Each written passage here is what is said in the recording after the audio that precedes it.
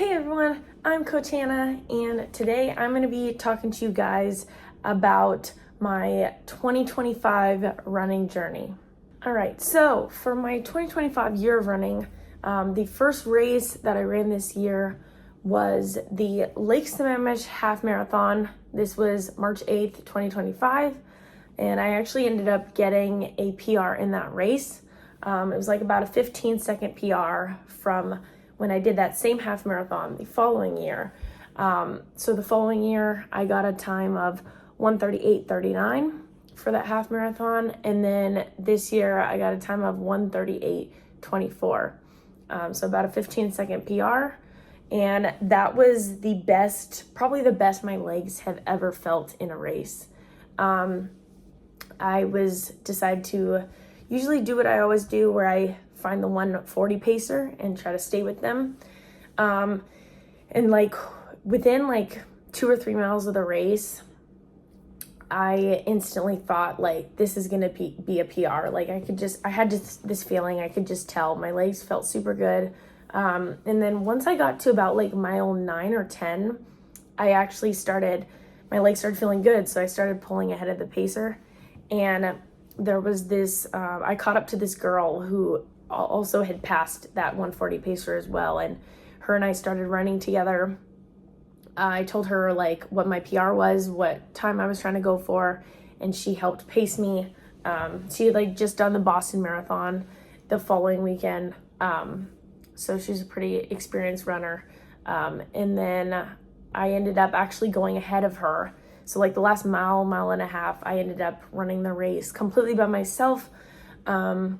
I wasn't 100% sure if I had stayed on that PR pace, but I ended up getting it. So yeah, my time was 1:38:24. That was a super, super good race. All right, now my second race for the year was a full marathon. It was called the Light at the End of the Tunnel Marathon. That was on June 8th, 2025. So exactly 3 months after that half marathon. So when I had done that half marathon in March, I was like about a month into my full marathon training. And yeah, I did end up PRing at this full marathon as well. I had done this exact same full marathon course in June 2024, 1 year earlier.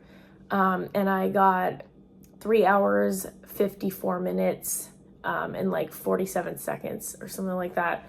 And this race, I was more prepared than my last one. So that first full marathon I did, that was like 3 hours, 54 minutes.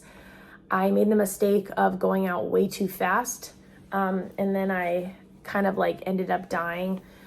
So like those last like 8 miles were like really tough, but this race, I was better prepared. I had more knowledge about like fueling during the race and before the race.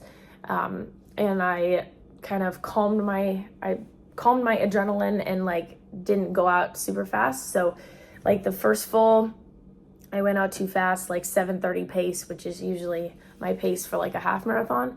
But for this full, I went out at like 8:30, 8:40 pace instead. And I was actually able to maintain that for the whole race.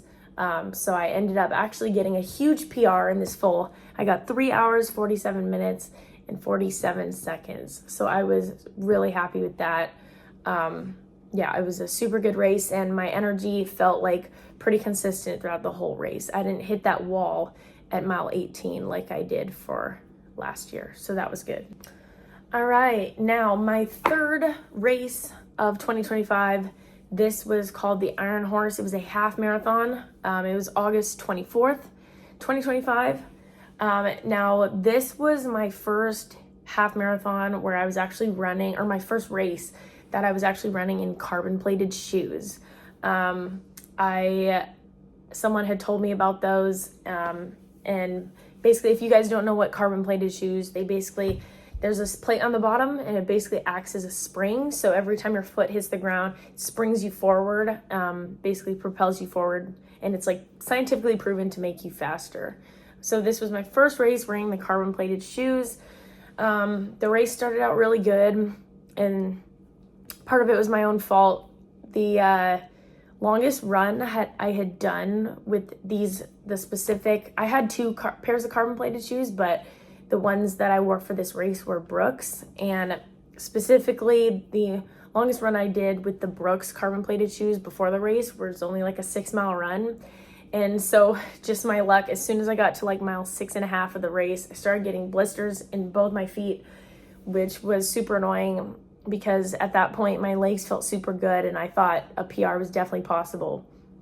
So I was so mad. I was like, if these blisters like prevent me from getting a PR, I'm gonna be so mad. But I was able to push through the pain. Eventually my adrenaline kind of took over and I kind of didn't notice the blister pain anymore. And I ended up getting another PR. So I ended up PRing the PR that I hit in March. So I ended up getting 1 hour, 37 minutes, and 39 seconds. And this race was extra special to me as well because this is the first race where I actually got first in my age group, which was amazing. I got first out of 53 people. And I also ended up getting 6% of overall participants, which is amazing because I had gotten like a second place in my age group and then a third place in my age group like previously the last year or so. But this is my first time getting first in age group. So that was awesome. Might be like the most memorable race that I've had. So yeah, that was super good.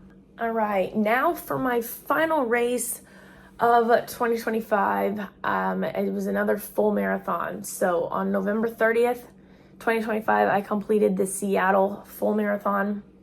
It was a super amazing course. Went like all through the towns of Seattle, along the water and all that.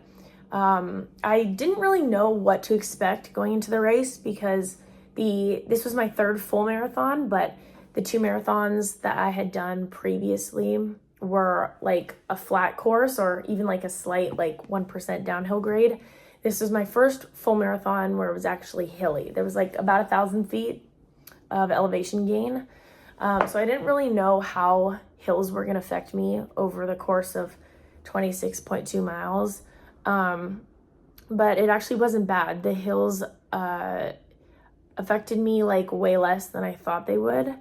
And with my like personal best being 3 hours and like 47 minutes and 47 seconds, since I didn't know what to expect with the hills, I was going into the race thinking like if I get at least like sub 4 hours, I'll be happy with that. But I actually surprised myself and I ended up getting 3 hours, 47 minutes, 58 seconds. So I was only 11 seconds off my PR that I hit in June, which was on a way easier course. So I was really happy with that. I did not expect that at all. So yeah, this was an amazing year for running for me, the best year yet. I did 4 races this year. I did 2 halves and 2 fulls. And 3 out of the 4 races I PR'd. So I PR'd my first half, and then later in August, I PR'd the PR that I just got, and then huge PR on my full marathon. So yeah, it was an amazing year running for me. I'm continuing to get stronger and fitter, and I cannot wait to see what 2026 has in store.